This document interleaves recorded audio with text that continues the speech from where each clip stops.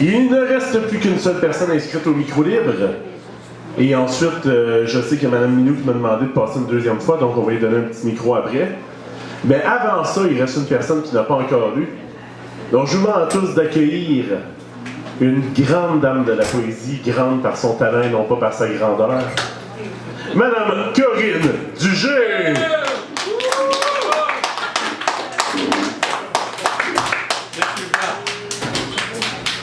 Mais plus bas, il est baveux. Ben oui, il fallait que je le mette plus bas. Recrache le gâteau que je t'ai fait lécher. Pas question. J'avais comme pas prévu de lire, mais tant qu'à être là. La vie, c'est comme une boîte de chocolat, tu sais jamais sur quoi tu vas tomber.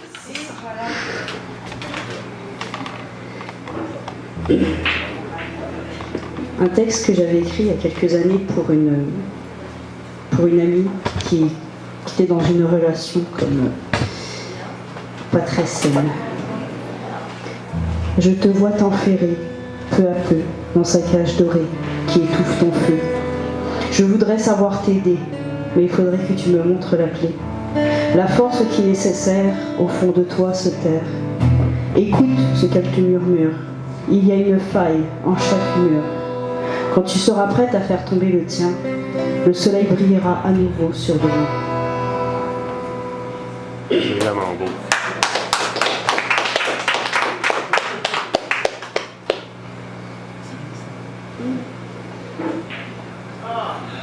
Et comme JP le chantait, moi non plus, j'ai pas connu de guerre, mais il y a quelques années, j'ai visité un camp de concentration en France. Mettons que ça rentre dedans, puis on sait ce qui s'y est passé, et l'atmosphère est particulière. Madame, est-ce que c'était nuit et brouillard? Non, c'était dans l'est de la France. Parce qu'il y a eu nuit et brouillard aussi. Ils étaient là, comme des animaux parqués, le regard brûlant, les yeux creusés, victimes d'une guerre inexcusable, menée par le sbire du diable.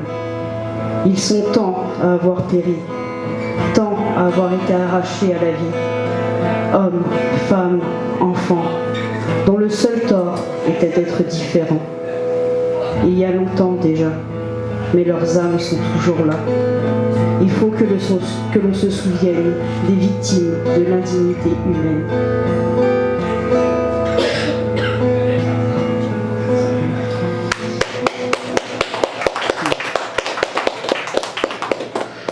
Histoire de ne pas rester comme, tu sais, finir la soirée sur une note comme un petit peu dépressive, déprimante. Un texte qui n'est pas de moi, mais de ma maman, que je viens de voir là, sur Facebook. Je me suis dit, hey, c'est l'occasion de le lire. Donc, maman, voilà. De l'aube à l'aurore. Qu'il est doux d'admirer nos aînés danser, s'échanger de tendres regards. Revêtus de leurs plus beaux atours, faits de paillettes et de rubans, ils me remplissent de tendresse. Ils sont beaux. D'un simple regard, ils oublient le temps.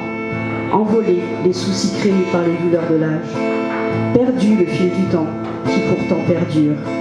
D'un air accordé pour eux, cheveux dégarnis, gominés, permanentés, les corps se meuvent, les regards s'animent, s'enflamment au son de l'accordéon.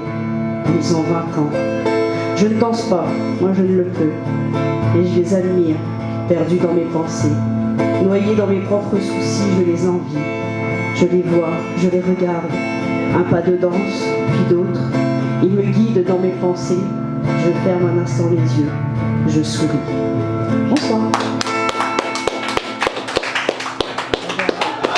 C'était Corinne Dugé!